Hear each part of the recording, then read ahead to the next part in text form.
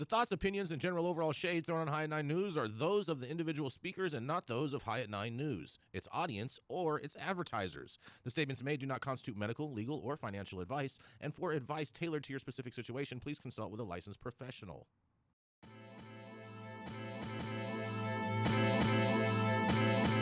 Welcome to the High at 9 News Hour, where you will hear from cannabis industry experts and professionals from around the country talk about important topics while shining light on global issues and discussing cannabis as it relates to politics, regulation and reform, data and technology, science, research and medicine, family and parenting, art, celebrities and entertainment, fitness, sports, mental health and wellness, and plant-based medicines and entheogenics. Together, we are building a stronger community, fighting the stigma and creating change.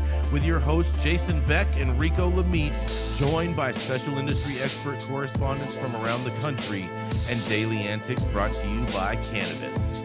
Coming to you live every Monday through Friday at 9 a.m. Pacific Time and high noon on the East Coast. And thank you all for getting high at 9 with us.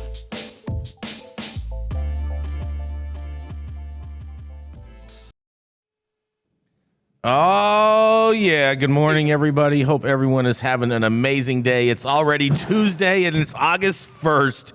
And today is National Night Out Day. And I apologize for all the noise behind us, but we are in a construction zone.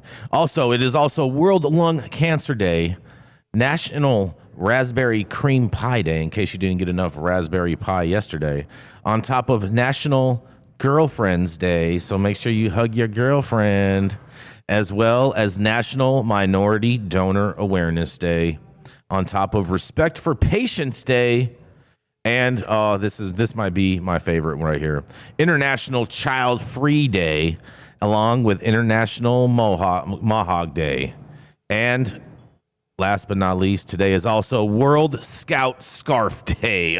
Oh, boy, get your scarves out. And thank you for joining us and getting high at 9 with us. It's also high noon on the East Coast.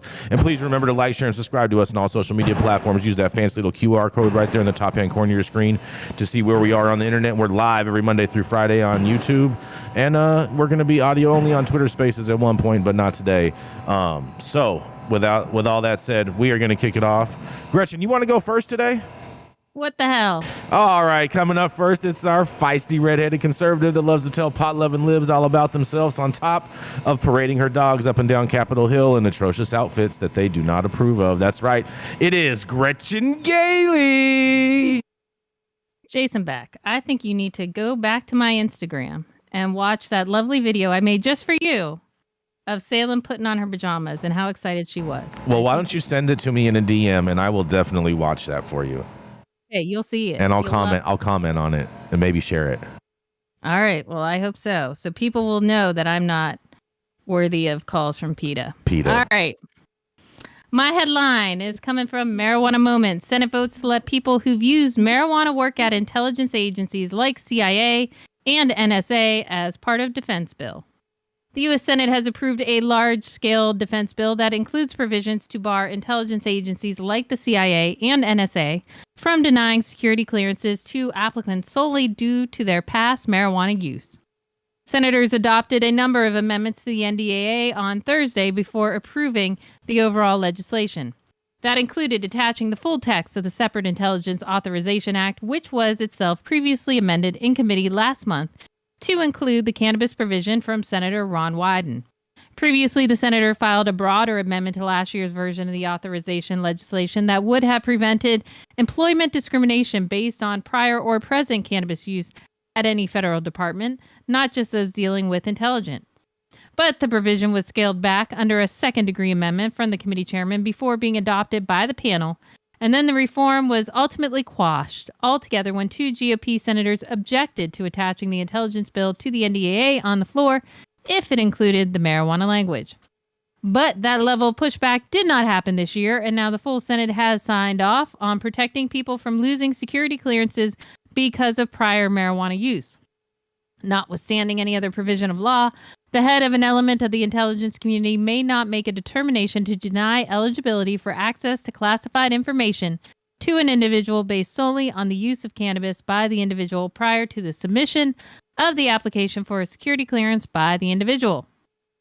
Senator Michael Bennett, who co-sponsored the reform in committee along with Wyden and Senator Martin Heinrich, Salem Shut Up, said in a press release that it will modernize workforce recruitment by prohibiting intelligence community agencies from denying a security clearance to individuals based solely on past use of cannabis. A newly published Senate Intelligence Committee report on the larger legislation shows that the panel approved the marijuana provision by a party line vote of 10-7 last month. As more states legalize cannabis, it becomes less and less tenable to deny security clearances to those who have used it. Ryden said in his remarks inserted into the report. The amendment will help the intelligence community recruit the qualified personnel needed to protect the country. This goes on, yada, yada, yada, yada, yada. I think this is a wonderful provision by the Senate. We shall see if it survives the House. The main difference from the legislation that was proposed last year that did not make the cut was last year included present use of cannabis. So the fact that this is only about prior usage, I think it does have hope. This is Gretchen for High at 9 News. Well, Gretchen, technically, if you smoked cannabis yesterday, that would be defined as prior usage, right? Technically. All right, just want to make sure. I think this is fantastic news and definitely a step in the right direction. I think it's great news, but if you are, say, a medical patient in a medical legal state, you still would be ineligible. I'm willing to bet that they would be able to make an exception because if you didn't smoke during your office, during your work time. Have you met the feds? No. Yeah, I know tons of feds. Tons. There's not an exception. And trust me, NSA and CIA aren't the folks that make exceptions. There's tons of exceptions. They make exceptions all the time. What do you think they do is cut deals. Group that doesn't matter. It's not like working for the FDA who does nothing. No. This is a CIA cuts deals all the time. Yeah. Sounds like they need more recruits. That's why they do. That's what they all do. They do. They do. Exactly. They do. As soon as they need something, then everything changes. And somehow they think that smoking weed is going to make them leak secret intelligent information because they smoke weed and they might forget the information they know but this is previous smoke weed, like not currently smoking weed. Right. The concern with that would be about? If you were willing to break the law before, you're willing to break the law again. That's why they bring it up. It's not that you're a nefarious pot smoker. So, can these same rules apply for our recently indicted former president? Like, why can't you just not be allowed to run for president? That ain't gonna happen. You don't got no chance of that. It's not in the Constitution. Yeah, that's not how it runs. Yep. Trump may be on house arrest, but he'll still be on house arrest in the White House in 2024. Or like the jailhouse. No. It'll be on house arrest. He'll have a little anklet on and be locked down in the White House. Oh my God. Jailhouse arrest. Previously, why do they think he's not going to do it again, especially if they give him the power to do so? Well, okay, clearly this is an issue because it does deal with classified information. So I think Nicole does have a point here. Trump can't be trusted with classified docs. Why are we trusting him again? I mean, that's Joe Biden and Hunter Biden that can't be trusted with classified documents. I don't know what you guys, especially after the hearing yesterday. So he's not a part of this conversation. Especially after the hearing yesterday. Of course, you guys don't want to talk about the truth. It's okay. Okay, the truth. I want to talk about cannabis. Indicted. That's the truth. No one cares. You can indict a ham sandwich, Nicole. None of that matters. Can we care about cannabis here, people? Yeah. Hold on. We got Saman. We got Saman with us. He's joining us live. Can we talk about cannabis here? Yay! I mean, I don't think so. I don't think we need to talk about cannabis. We just need to talk about politics and nonsense. How about that? Well, Saman, my story to bring you up to speed. I'll give you the recap. The Senate has approved that if you have tested prior for cannabis, you can apply for jobs with the CIA and NSA, and it won't be held against you. So you're safe, Saman. I mean, I think that's a given. I think they all smoke weed. I think they all smoke a lot of other funny shit too. We'll see. I think like Jason said, I think this is a good first step. I think it also shows you the willingness of Washington is willing to go with prior use. They don't want to go with. They're still not doing anything for people who currently use. They're not doing anything for medical patients who use. So they don't need a high five. They just get a 5. we'll see how it goes. The way I look at it is the way the military looks at it. Don't ask, don't tell. Yeah. See, I can get behind that. I'm down with that. You know, because don't ask, don't tell worked so well. I mean, apparently it did. It did for a while. All right, what's next, Jason? With drug use, with regard to drug use, okay. All right. Well, I think this is exciting. I think this is a big opportunity for all of the cannabis smokers out there, because it's only inevitable that they're going to ultimately allow you to be able to work there in regards with continuing to smoke cannabis if they're already taking this step. Wouldn't you say so, Gretchen? I would also say, bear in mind, this has only passed the Senate. Hasn't passed the House. It's not a done deal. Well, at the same time, it is harder to get through the Senate than it is the House. And with the Democrats in control of the Senate and them being so pro cannabis, all these Democrats, this should be an easy walk to pass the House. No. This was a Democrat-driven provision, so I could see the Republicans in the House killing it. Just to do it. I don't see that. I don't see that. I don't know about that. I don't He's see that. calling the Republicans in the House vengeful. Why would they do that? Yeah, I don't see that. Why would they bill perfectly good legislation? I'm willing to bet that Matt Gaetz could easily build a small coalition around to secure enough votes to make sure that this passed. Oh, they have a name? What's that? Please. They're called maggots? Is that what you said? Stop That's what he said, right? That's a Gay slur. people are maggots? I love that. That's a slur. That's a slur. All right. Man. Anyway, Yeah. Jason, if you want to call your boyfriend Matt Gaetz to get this through, start working on it. I will. I'm going to reach out to him today and tell him what's good. You do that. I will. Don't worry. I'm going to tell him to start building a small coalition, just enough to make sure it passes. We got to get 218. But it's busy dating high school girls. You want to. How did he squeeze you in between his high school girls? There's no proof of that. You have none of that. That's all baseless allegations. But nonetheless, I'm going to roll right into my story.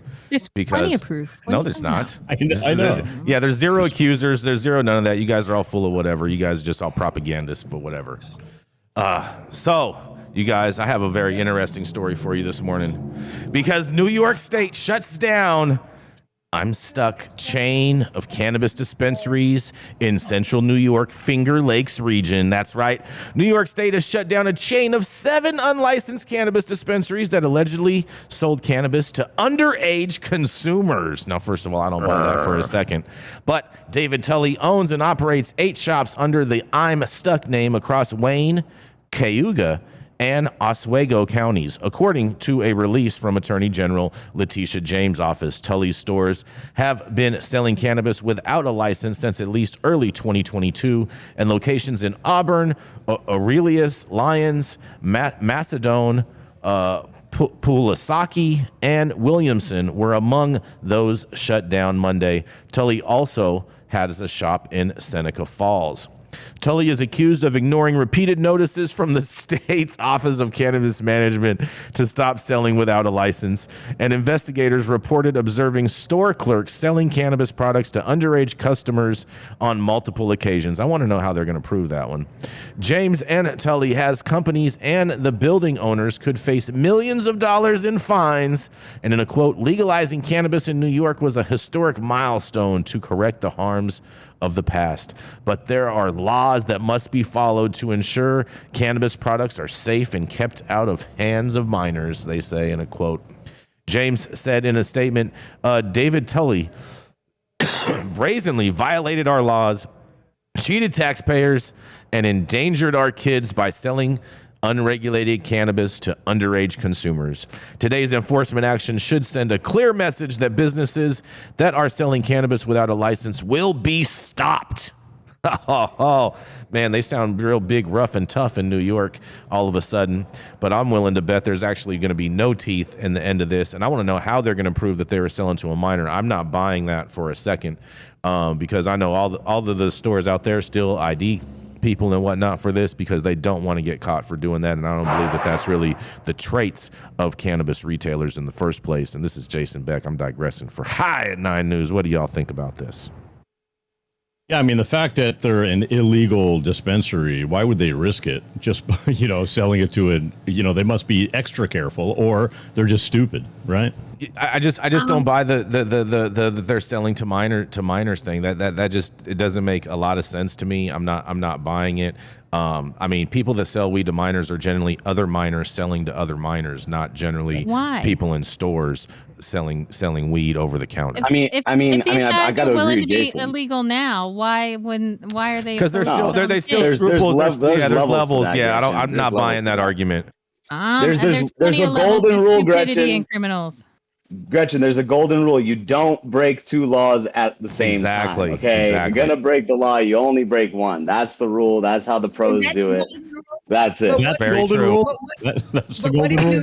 You're breaking laws that you don't even know you're breaking. Well, but I mean, but the point being is, everyone knows not to sell weed to a minor. You're going to operate outside of the confines of the license, of your license, then you're definitely not going to take it a step further and sell to a minor. I think this is just some political propaganda BS. What about the children? Think of the children crap, and they don't care. They don't give a shit.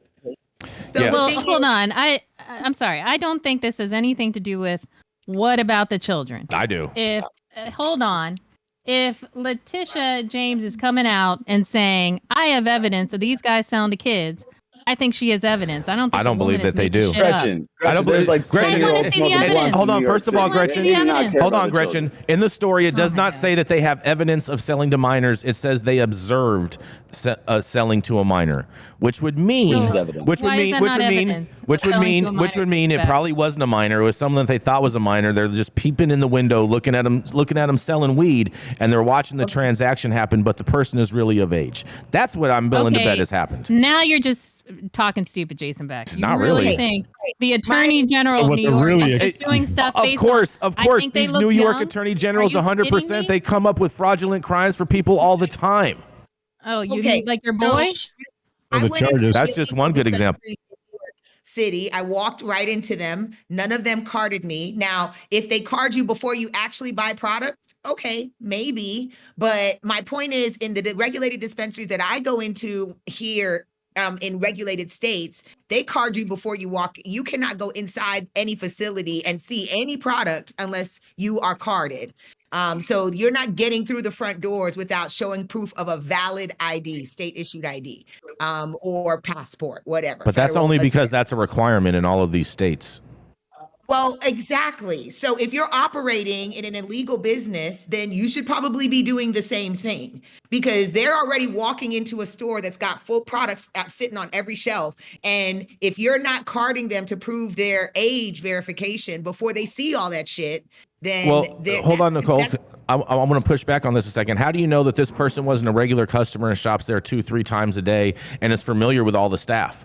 Right? If you have a regular customer, you're not going to go in and card them every single time that they come in. You already know, because the law is you're not allowed to sell to a minor. The law is not the law. Hold on. The law is not already breaking the law. Yeah, that's right. I'm not buying it. I'm not buying it. I think that's total propaganda. Save the children. I go to the same dispensary all the time. I get carded every time, and I'm 100. You know what I mean? I know, but you're walking into a licensed dispensary. You're walking into a licensed dispensary in Nevada, Todd. You're comparing apples and oranges.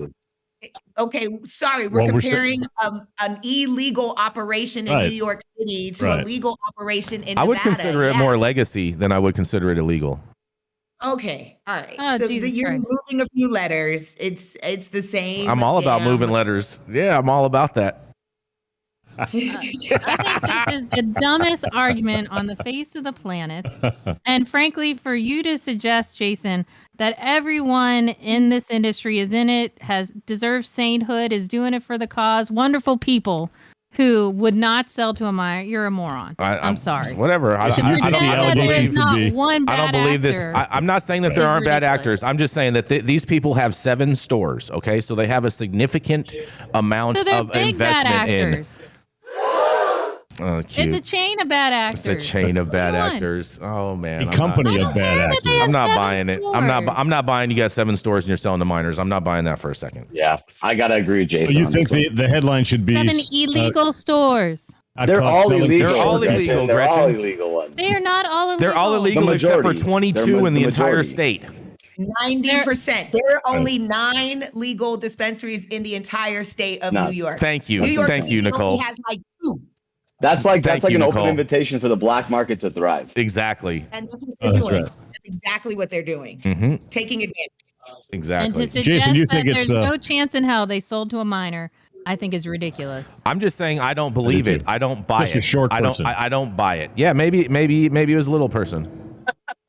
Right. So they mistaked you when you walked in there, and they're like, "Oh, hi, Sonny, you must be 12." Something like that, apparently. But apparently, I was over 21. It That's what was I'm saying. actually Gary Coleman's like descendant, and I'm just saying it's what more. What you talking about, Hochul? More- What you talking about, Hochul? I'm just saying it's more baseless allegations coming out of the New York Attorney General's Oh office. my God, I'm so sick and tired of everyone who is accused of a crime. It's baseless, all baseless. It's baseless. All baseless. They're just Baseless. bored and like, They I'm are. going after this guy. Yeah, they And are. The place that They're- looks like it should be a strip club in the middle of the Finger Lakes. They're not indicting me. Yeah. They're indicting you. Yeah, exactly. They got a political Oh my agenda. God. That Exactly. line, I was just like, are you kidding me? They want the headline that, oh, these stores are selling to minors, so then that way it tries to change the course of public opinion's perception of them and whatnot. And that's all that this is all a bunch of hoopla. Sounds like a witch All hunt. right, well, Yeah, I would Jason. love to see this go to court.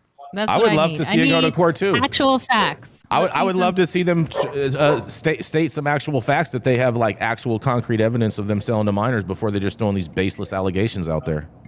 Maybe they're doing like a whole Dateline kind of deal, where they send in like a little 14-year-old girl like they used to do with the Predator stuff. I would be good. I would be good with that if they did a whole undercover video of that. I would accept that, and then I would tell them that they're messed up for selling to minors. 100%, I would be with that. All right, but there is no Chris Hansen walking in to weed stores in New York. No, Jason, no. Jason, your alias could be Chris Hansen. Because they would be promoting it. You would see videos of this. Okay, they would be Young promoting Prince it Hansen. I like can't they're wait trying to to see the promote video. this propaganda. All right, Jason Beck. I'm feeling a Beck coming on. I think I'll bet you $100 that there is actual evidence of selling to a minor. There's actual well, hold on. What are we going to define as evidence? Whoa, what are we going to whoa. define as evidence first? Because I know you like to get real tricky with all these little bets and shit all the time with these I like to loose-ended bet based on facts and loose-ended legal bets. terms. Yeah. What do you mean? What's evidence? Birth certificate, right? Mm-hmm. We'll go with evidence that's license. admissible in court. I want to see an actual video of them selling to a confirmed minor. No, we're not where talking about Yep. video selling. I want to see I'm saying that the Attorney General has not brought But baseless claims that she has actual evidence that will be cited. I would not It's an trust. illegal place. They I would probably not don't have trust- cameras. Yeah, I would not. They have cameras for sure, bro. They have 7 stores. Stop it, Todd. Stop it. Okay, so once again, the flip-flopper refuses they have to stand cameras. by his bullshit. I'm down to as long as we can agree on what is going to be the basis the of only evidence. evidence is video? Huh? Yep. I want to see. I No. want to see video Well, evidence. that's just fucking dumb. No. Just saying, I'm not going to buy some BS statement that they enter into the record that this person says that they're a minor and claims that they purchased weed there. No, I'm not buying that for You a went second. to Trump's How do you feel school about of law. audio? I don't know where you Audio came up with this evidence. crap. Huh? How do Audio you feel evidence? about audio evidence? I mean, I could be compelled to more be with audio evidence, but I definitely want to see video evidence if this is really happening. Hold on. Sort of like, If there these are the is, plans if to they attack have real Iran. evidence, if they have real evidence, they definitely would have video surveillance of this whole thing going on. Okay, don't think that the law enforcement doesn't have the budget to have stuff like that. That's just totally ridiculous. Oh my God, everything about you is ridiculous. Be a man, take the bet. I am. I'm down to take the bet. I just want to clarify what our measure a threshold of evidence. I am not taking it on the provision that it must be videotape evidence. I'm not taking it on the provision that whatever the Attorney General throws at the wall is going to stick. Whatever evidence is admitted in court. Why do you not trust our? Because I do not trust the New York Attorney General's office at all whatsoever. I didn't say trust her. I'm saying what's being admitted in court. So clearly, a judge has to make that distinction on whether or not it's evidence. Okay, all right. I think that could be slightly fair. Slightly fair. All right. All right, Adam, put this down. Write it down, Adam. Write it down. $100 bets. Tag it. August 1st. Yep, $100. $100. Gretchen, I'll send you my new address so you can mail me a crispy $100 bill. Yeah, sure. Oh man, we gotta keep it rolling though. We gotta keep it rolling. We are gonna roll right into Nicole Buffong. Oh yes, she's a plant medicine advocate and community educator. They call her the Encyclopedia on Power 88 in Las Vegas, Nevada, and she is now a national events manager for Minorities for Medical Marijuana, and now a published #1 best-selling author in the Courage in Cannabis series, which you can now purchase, and we will have a link coming out to you in our newsletter on Saturday. Oh, yeah, that's right. It is none other than the Purple Plant Magic herself, Nicole Buffong. Thank you so much for that lovely introduction. Thank you to everyone who bought a book yesterday. All of your support made sure we were #1 best-selling authors in 6 categories. So thank you again. And thank you to Dr. Bridget Cole-Williams, who is the author of that anthology of books. But today, my story is about, surprise, surprise, corporate marijuana dispensaries flex financial muscle and overtake Arizona's social equity program. This is pretty unfortunate, but we saw it coming. The writing was on the wall. The social equity program was part of Proposition 207 that passed by voters in 2020 to legalize recreational cannabis. To legalize recreational cannabis. To participate, applicants had to meet certain requirements involving income level, zip code, and past marijuana convictions. Prop 207 also outlined a path to expungement, allowing those with low-level marijuana charges to seal their records and restore their civil rights. Each social equity applicant could submit 2 applications. The program was designed to promote the ownership and operation of marijuana establishments and marijuana testing facilities by individuals from communities disproportionately impacted by the enforcement of previous marijuana laws, according to the legislation. But less than 2 years after its inception, 11 of the 26 social equity licenses are now owned by Arizona's corporate dispensaries, with some purchased at a fraction of their purported value.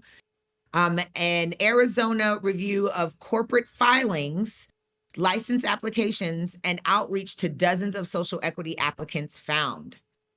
Another 7 licenses are owned by a mix of private investors and other Arizona dispensaries, with more than half of those tied to a string of shell LLCs that further shield the public from knowing who or what entity is actually benefiting from the program. Among the 8 original lottery winners who still have an equity share in their license, corporate dispensaries have a stake in at least 2 of the businesses. Both of them, including Mason's, Mason is the young man, Denzel Mason is the young man who's quoted in this article what the story is really about. He was a bud tender working at a dispensary when he found out that he won the lottery. So it's a really compelling story. I suggest you read the article to learn more. But including Mason, both of them, including Mason, are now ensnared in court proceedings about who can do what and how. The most substantial barrier facing social equity licensees is an established industry that has helped shape Arizona's recreational marijuana program from its inception. From millions in funding to get the initiative on the ballot to a vague outline of social equity in Prop 207, the industry has wielded its influence throughout the multi-year process to legalize marijuana. As a result, some Arizona dispensaries have become even wealthier, partially by barring competition, but also by securing additional licenses that were supposed to uplift communities disproportionately affected by the war on drugs. According to a 2022 report by MCBA, Minority Cannabis Business Association, Arizona fares better in some areas than others. Its $4,000 application fee, for example, isn't the cheapest in the nation, but it's also more accessible than the tens of thousands charged by other states. Arizona is not among the states that offer fee waivers to eligible applicants. However, and it doesn't extend technical support and funding to social equity licensees either. Of the 15 state social equity programs, it's only 15 states that have one. Not one has resulted in an equitable cannabis industry across all 4 pillars of equity: industry, justice, community, and access. The report concludes. Sadly, the social equity program is working as intended by allowing the industry to capture additional licenses while appearing to support social equity, said Mr. Bell, a staff attorney with the ACLU of Arizona. We know who the ACLU is. The ACLU of Arizona supported Prop 207, calling it the first step voters can take to begin to repair the decades of harm that the war on drugs policies have inflicted on people of color. Arizona's NORML also backed the measure. But after voters passed the initiative, both groups brought concerns to the Arizona Department of Health, who is in charge of the cannabis program there, and crafted it. The ACLU of Arizona pointed out that lottery winners could immediately transfer their licenses to those who did not qualify for the program. Normal asked ADHS for funding for social equity applicants, as well as a way to keep the requirements both broad enough to accommodate true social equity applicants and narrow enough that dispensaries would be deterred from entering the program. The ADHS just said they made some key changes to the program after suggestions from the public, and they changed that your residence must be 3 of the 5 previous years in Arizona. You can see that in how many of the bigger players ended up submitting hundreds of applications into that lottery and becoming business partners with so many people that this was just flawed from the beginning. So I highly recommend you looking at this article. It was put out. Thank you to Jaja Simone for making sure that this was brought to our attention. But you can find it on Arizona Center for Investigative Reporting, a really good article. You can find it on our website also. On our Nicole. website. On high9news.com. You can find the article. That's right. So check out the article. It's, when Arizona decided to pass Prop 207, we supported it as well as an organization. And our state director, Jaja, on the ground there, keeping us abreast of everything that was happening. And we knew that this was going to be an issue. We saw it coming. We tried to get some amendments made with pleading to the ADHS as well. And it's just unfortunate. At the end of this article, you're going to learn that this young man was offered an $800,000 invoice from the dispensary that took over the license and expected to pay that in order to remain as manager of the dispensary. And so what they're doing is it's criminal, and it's quite unfortunate. And I hope that the social equity applicants in Arizona get the help and support that they need to at least keep some of those applicants or licenses with the people who actually earned them by serving time or being affected, negatively impacted by the prohibition of cannabis. So this is Nicole Buffong, reporter for High at 9 News. Love to hear what my fellow correspondents think about this story. Man, oh man, oh man. This is just a sad story. But at the same time, like this is what has been happening with all of these social equity situations throughout the country. So I'm not surprised that it happened in Arizona too. Yeah, that's the thing. It's a common thread. Not having the capital, partnering with investors that are taking advantage, and the fact that it's the actual dispensaries in this case, which is just astonishing what they're doing to these applicants and making sure to get them out of the industry and buying these licenses for pennies on the dollar. It's a shame. It is. Well, this is a big reason that I have not been a fan of social equity licenses because they don't work. Exactly. You can't give people a lottery ticket and expect them to be able to jump through hoops the next day to actually pull together all this stuff without the resources, without the experience, without the capital. It's just not doable. It's like, yes, you can have a license, but you still have to do all the other unattainable bullshit that, seasoned investors and other folks are pulling together. So it doesn't help. It doesn't work. Yeah. Like here in Nevada, the social equity licensees did not have to prove that they had $200,000 of capital in the bank. And the independent applicants did have to prove that. So yeah, you didn't have to prove that you had the $200,000 in the bank, but now that you've got the license, you need $200,000 at least in order to become operational. And so trying to go out and find that or raise that type of capital then leads to predatory practices and people taking advantage of what you don't know.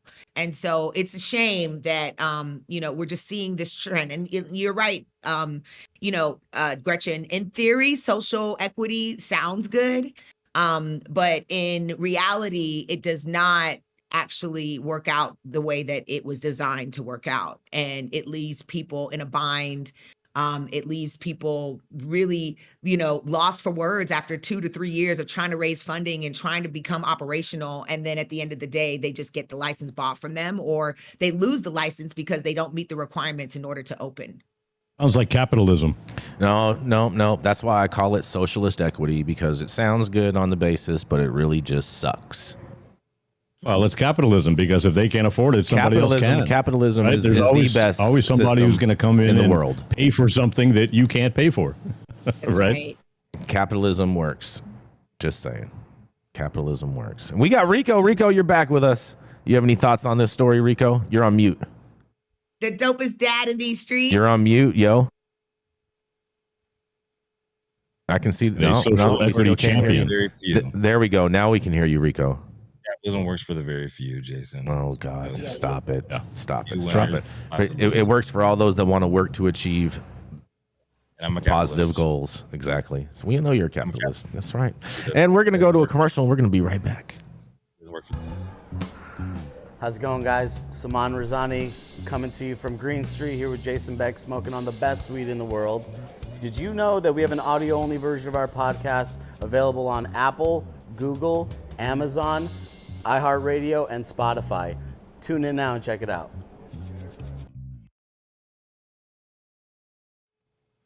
Oh, yeah. Stop whatever you're doing and make sure you hit that like button. It really helps out our algorithm going on with YouTube, as well as make sure you subscribe to the channel.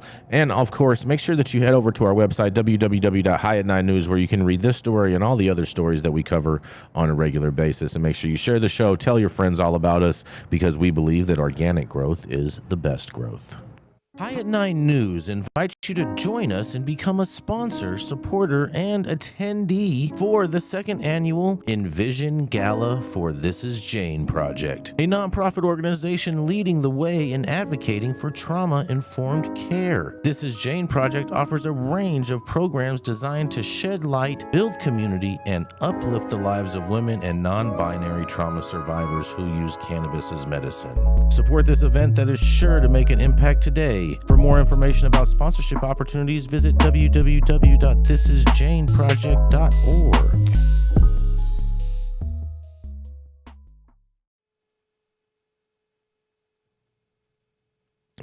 Rico, you're on mute again. We got Todd. Yep, you got Todd. You got it, baby. Up next, y'all know who it is. The Golden Voice, Las Vegas-based dope granddaddy and the co-founder of Smuggleverse, president and founder of Digipath Labs, Mr. Todd Denkin. Thank you.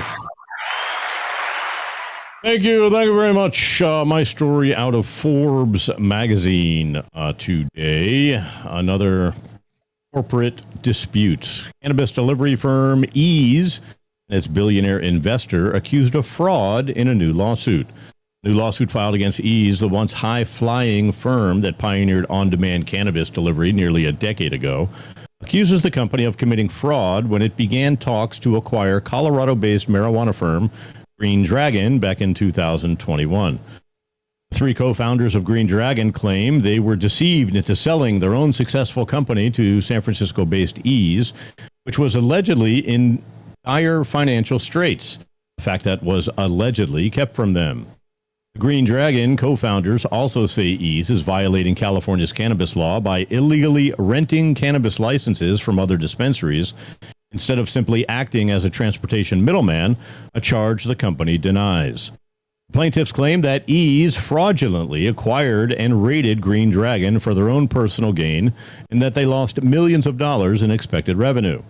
As their concerns grew over time, they claim they were shut out of the decision-making process within the company and were cut out of secret meetings between board members, then lost their own board seats and their executive-level jobs.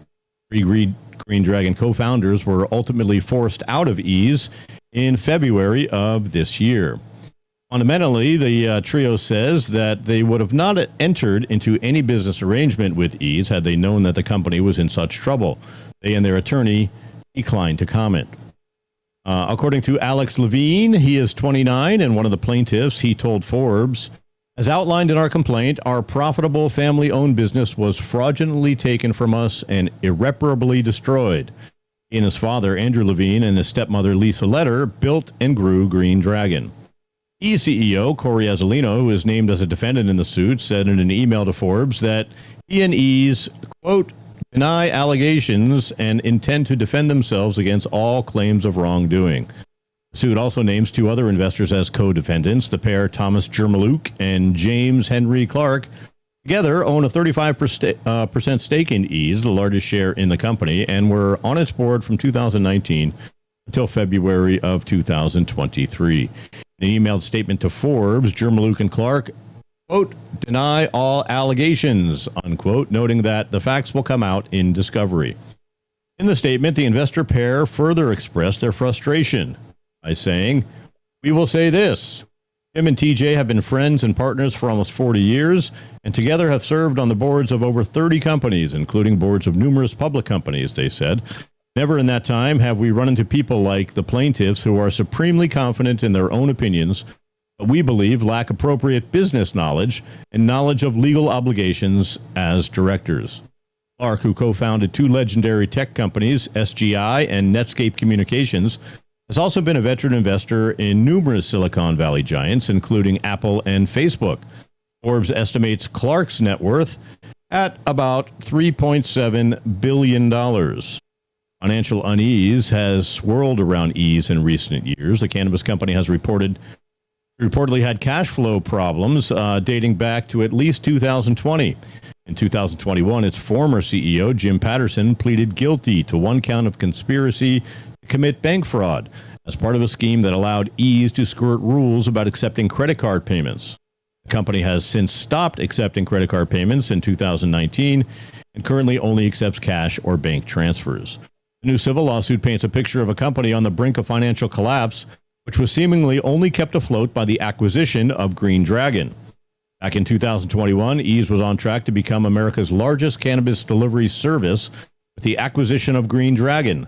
The company said in a press release at the time that Green Dragon was a multi-state leader in the cannabis industry and added that together the two companies would operate 42 delivery and storefront retail locations and serve markets with a combined value of nearly $10 billion. At first, the merger was enticing, according to the complaint. The plaintiffs would jointly receive a 30% stake in Ease and get C-suite level jobs. Who would get seats on the board of directors. The complaint alleges that after the deal was completed in August 21, the arrangement quickly went south. The lawsuit alleges that when Ease met with Green Dragon's leadership in 2021, Azzolino and other defendants told the trio that Ease had $20 million in cash, a figure that would soon rise to over $70 million after a Series E raise. However, the suit states that by the time of these meetings, the defendants had already spent most of the $77 million raised in the Series E financing to fund Ease's operational cash burn. The plaintiff's attorney, Garrett Llewellyn, declined to elaborate. The complaint also states that Ease and its leadership did not provide board minutes or presentations to Green Dragon management in the uprun to the completion of the acquisition in 2022, quote, because they knew and internally discussed that if plaintiffs had learned the true state of the affairs, they would have pulled out of the merger. According to the complaint, Ease came dangerously close to missing payroll in early 2022 and only avoided doing so because of the merger. Plaintiffs also say that they began to learn more and more details about Ease and its financial situation as they were pushed aside.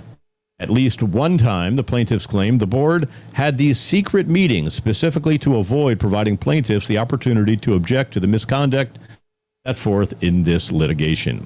Ease's CEO Azzolino told Forbes that the company is in, quote, in a healthy financial position, and Ease expects to be cash flow break even by the end of 2023, he continued. As a growing company, Ease has raised capital over the past 3 years to meet its funding requirements, which is typical for both businesses in the cannabis industry as well as technology startups. I'm Todd Denkin with High at 9 News, and maybe these guys should come in and buy all of the social equity licenses. They got plenty of cash. Oh man, Todd, this story boy. Oh man, I'm just kidding.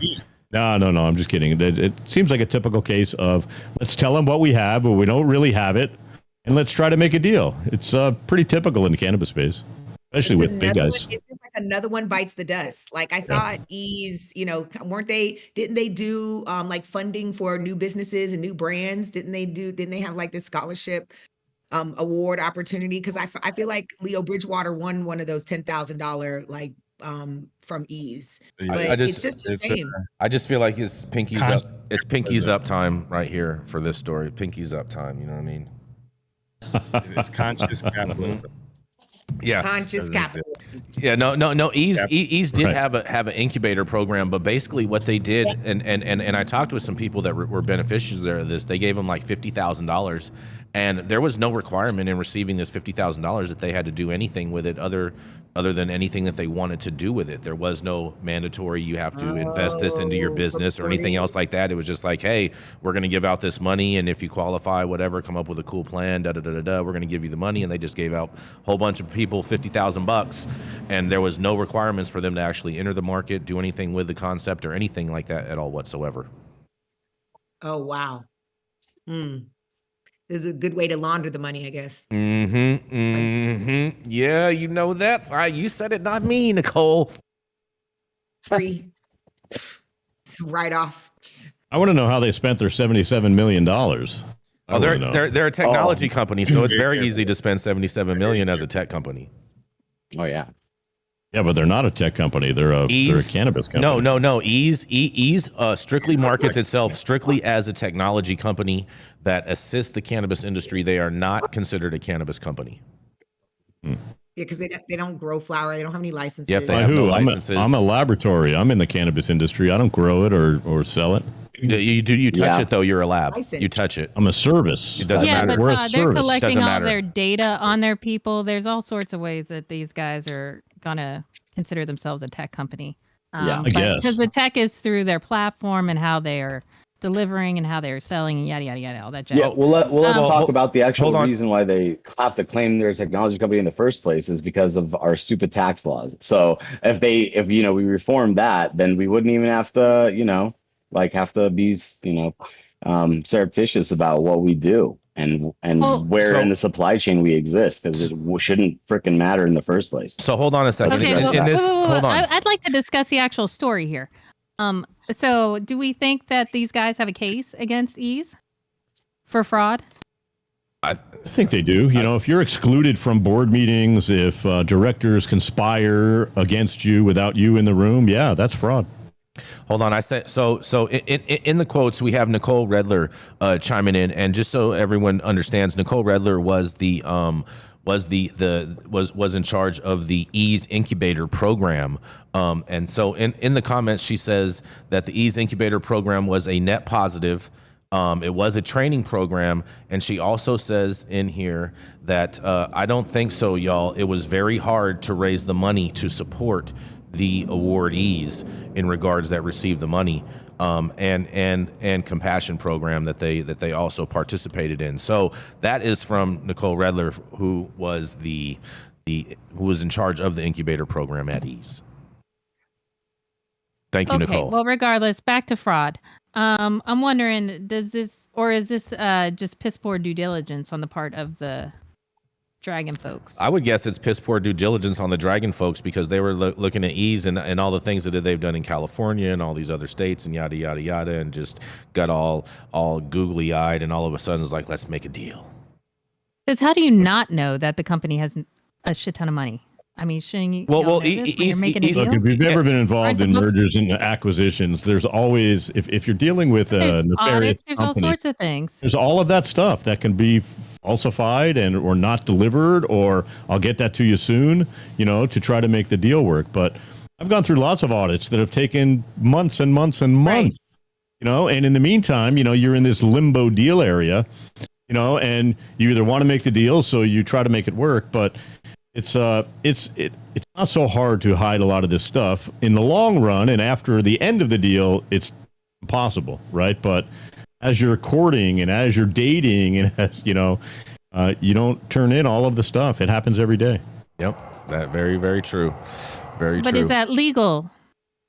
Well, it's not legal to hide facts. No, it's not legal. You have to disclose. That's the whole. But at the same time, that's what causes fraud. Yeah, but if you don't disclose, is this the downfall of Ease? Is Ease going down over this lawsuit? We'll see it play out. That's yet to be continued, and we will be folling all of the updates here. $3 billion, so he's got $3 billion. So, do you think he's going to lose? He might lose. It might be settled. I don't think they're going under. $3 billion, you're not going to lose. That's what I'm saying. Yeah, $3 billion, right. You're not going to lose. No, you got three B's to play. Not like it's a social equity case. He's got $3 billion. Yeah, we got to keep it with less than $1 billion, right? He's not a real. Oh God, here we go. It's not even paying attention to the ridiculousness going on today.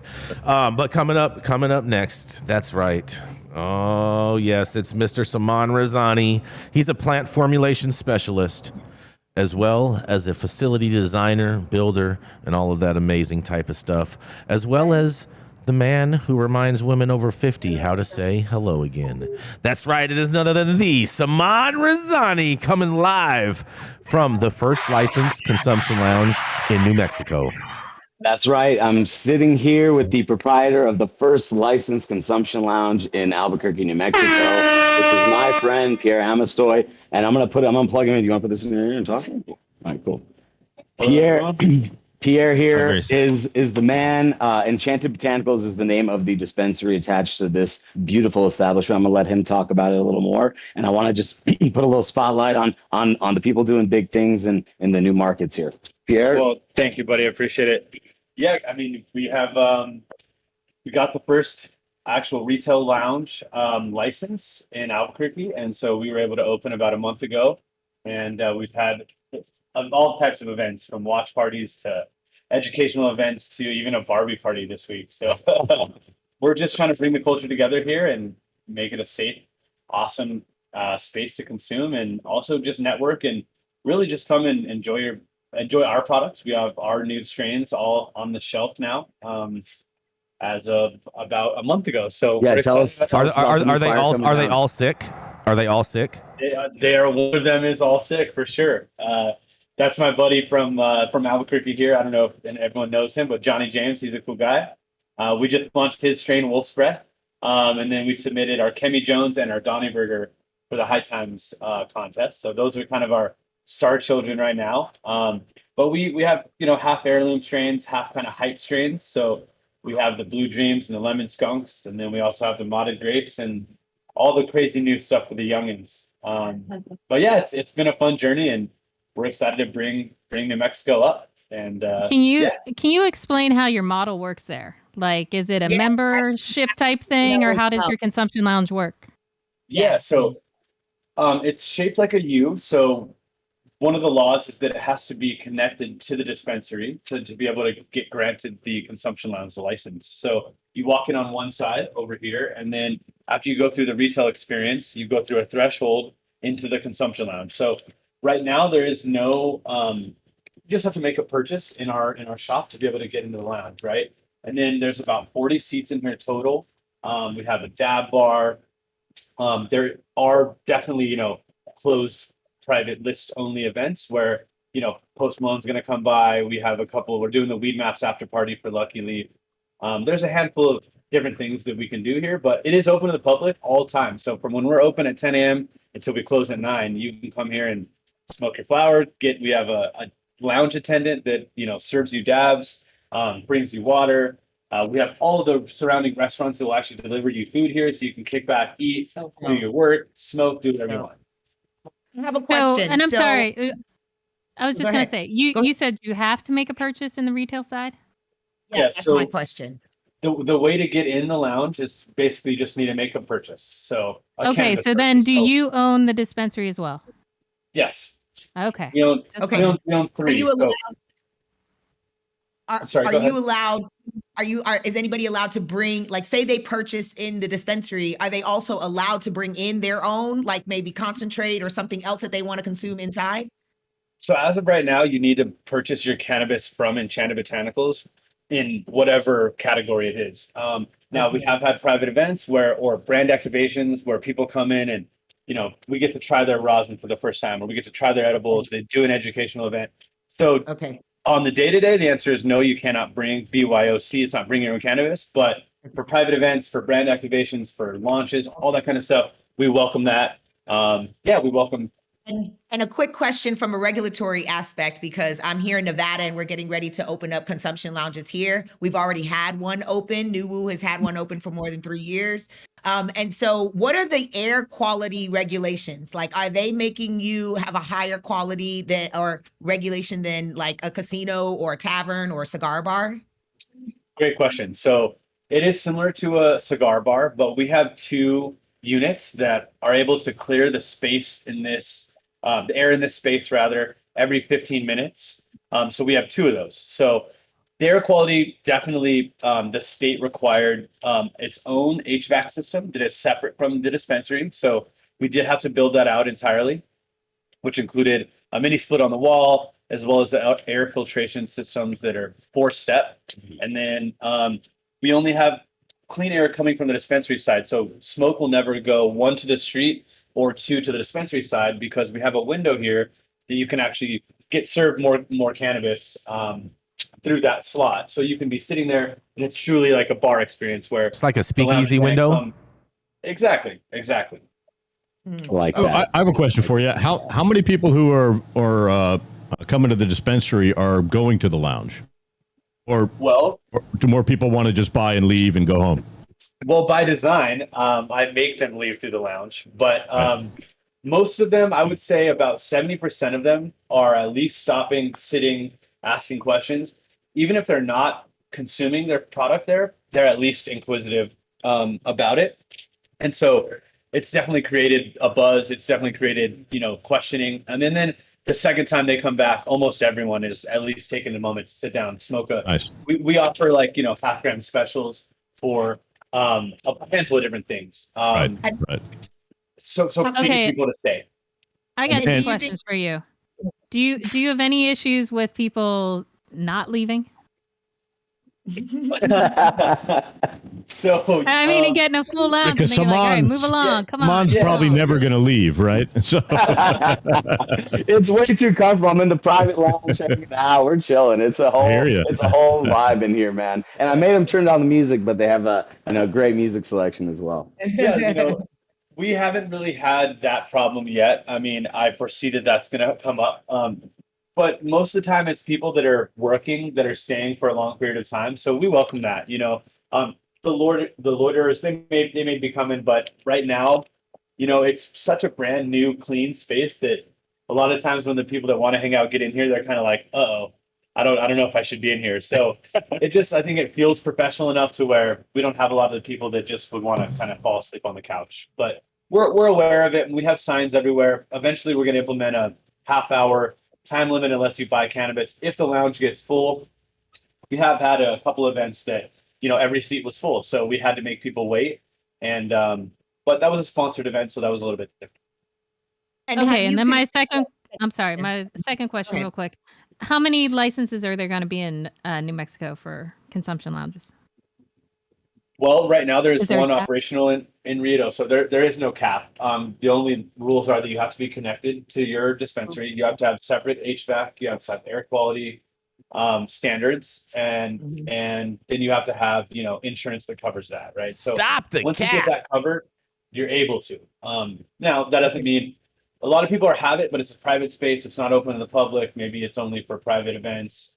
There are 3 other operational in the state.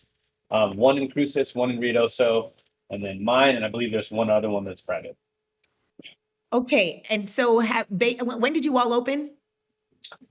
Our first shop that does not have a dispensary opened 4/20 last year. This one opened November 21st with Slim Thug. He came out and performed with us. No, I'm saying, when did the consumption lounge open? The consumption lounge opened about a month ago. Okay. And so do you find, because New Mexico's just recently adult use, and so prior to that, you all were medical. And so have you found that a lot of patients are coming in and asking for maybe a different environment that doesn't involve smoking? Maybe some topical use or massages, or something that is just vaping only and not combustion and smoke? Absolutely. So you mentioned a couple of different things there. We have a medical event where it's patients only, and so we close the lounge down to recreational users, and they have one different dosage, minimum. So we are kind of a 3 dose and you're done here. So after you take 3 dabs or order 3 joints, we kind of make you take a break. The medical community, they can kind of manage themselves. And then they also get to network with each other. And then massages, I'm glad you asked that. We actually do have a woman that's going to come in and offer massages with topicals while you're in the lounge, kind of hanging out, especially to the people that are here for work and stuff like that. So yeah, that's going to be fun. And we've had a bunch of people reach out to us from, massages, from all different walks to kind of come and help entertain the people while they're here. That's quite impressive that you're taking wellness to that level with cannabis. I really like that. Yeah, that's a fun part of it. I mean, and it's everything from, the cooks, the baristas, all these different type of people. Coffee's a must. Let's be honest. Coffee and a joint is like my favorite pastime. That's amazing. I love it. Question. I have a question real quick. Is there anything to do there besides smoke weed? Right? I mean, do you have, is it like a typical lounge, or is there shit to do? Yeah, no, great question. There's shit to do. We have, so for example, there's the ability to play Nintendo Wii. We have a TV that's kind of mobile, so you can kind of have your group come and you can actually rent out the Wii and play your games if you'd like with your group. We have a booth that sits 9. We also have things like Connect 4, just board games, stuff like that. And then oftentimes we have just interactive things to do, whether it's, the lounge tender is always here, right? So a lot of times as you go to a bar to sit and talk to your local bartender, you do the same here. And so we're kind of building a community of just people wanting to hang out and just talk. And then, there's some fun stuff to do, but we base it a lot around events as well. What are your hours of operation for the lounge? 10 a.m. to 9 p.m. It's open 10 a.m. to 9 p.m. Okay. And then sometimes we go longer to, if we're having an event, we'll go till 10, 11 o'clock. We actually don't have a law, so we don't have to close. I could stay open 24/7. And this is the university area, so the bars could close and we could stay open. Wow. Well, definitely not leaving. After status. I do hope. No, forget about it. Exactly. Yes. Great. Saman, can you take your get back into academics, Mr. Yeah. Denkin. Yes. Saman, can you take your camera there and pivot around? Can we see the place?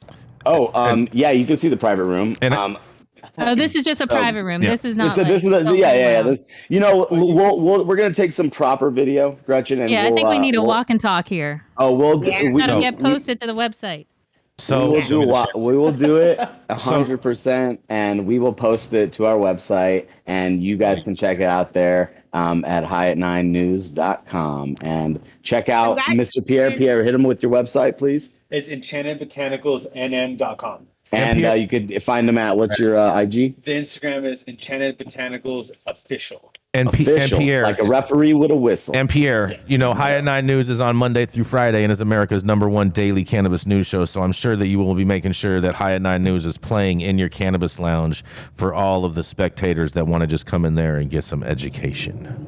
And but I'll show you Jason Beck, and they'll be like, "What the fuck?" I'm going to show you the private room, though. We got our They friend open Jane, at 10. Jane Boyer in the background, Hash Bite in the background. We got what's up? We got Propane Jane. Jane. Jason's saying hi. Jason she can't hear you, but she says hi, Jason. Tell her to come say hi. Tell her to come sit down real quick. Oh, we're gonna get them. We're gonna get them all on the show. We might even have some new guests on the show, in the near future here. But thanks a lot to Enchanted Botanicals. The whole team here has been amazing. Pierre, as always, my brother. Thank you so much. Yep. And this is Saman Razani for High at 9 News signing off. Congrats. Very nice. Thanks, brother. Rico, you want to read that last story, and we have a little video, or you want to wrap it up? You want to wrap it up? I think we saved that story. Yeah, we got a quick one. I got a quick one to close us out today out of the home state of Meatball Run, also the go-to snowbird vacation home hotspot for ex-presidents with multiple indictments looking to hoard classified documents. Florida. It looks like the cocaine sharks down there found a little weed to smooth that thing on out while cruising the 101-degree coral reef killing waters. Because the U.S. Coast Guard Monday cooperating with U.S. Border Patrol, offloaded over 717 pounds of cocaine and 2,640 pounds of cannabis on a single vessel in Miami. Per the article, in total, the seized contraband was worth over $12 million. And I don't know what the street prices of cocaine these days, so you guys can check my accuracy on that one. The Coast Guard offloads these narcotics routinely as a part of Campaign Martillo, an effort by the American forces and other nations to disrupt trafficking routes along Central America. The Coast Guard also claims on July 18th, one of their crews offloaded even more drugs over on the West Coast in San Diego, 11,600 pounds of cocaine and 5,500 pounds in weed. And so fair warning to everybody out there, all the seafaring trappers out there. Sleepy Joe got them boys active. Oh boy. Do you have, I think Adam has a video for this. Do you have a video, Adam? No? That's it. Oh, he's saying maybe 1 second. I can't. He's just throwing up one finger in the air. No? Okay. All right. There's no video. My bad. I apologize. Damn it. All right.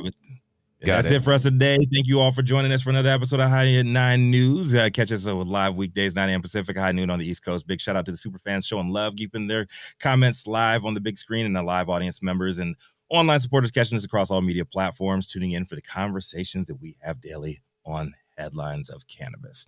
To our vetted correspondent team tuning in from all over, bringing us much needed variety of perspective and your respected opinions to the table. Our production team, Cloud Media Partners, House of Fuego, The Vortex, all our sponsors keeping the lights on and AV struggles to a minimum. Of course, the lovely Jaja Simone holding things down on the other platforms.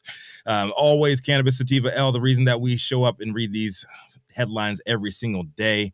It is August 1st, 2023. July is sadly over. You've all been blessed with the top industry headlines, and I hope it's enough for you to put in your pipe and smoke at least until tomorrow. Todd Denkin, what you got for us, man? Take the people out with the message today. I would say have a great August, and try to stay cool out there. So peace, love, and pumpernickel to everybody. Congratulations to our very own Nicole Buffong for a number one bestseller. Make sure you run out and get her book and read. Oh, yeah.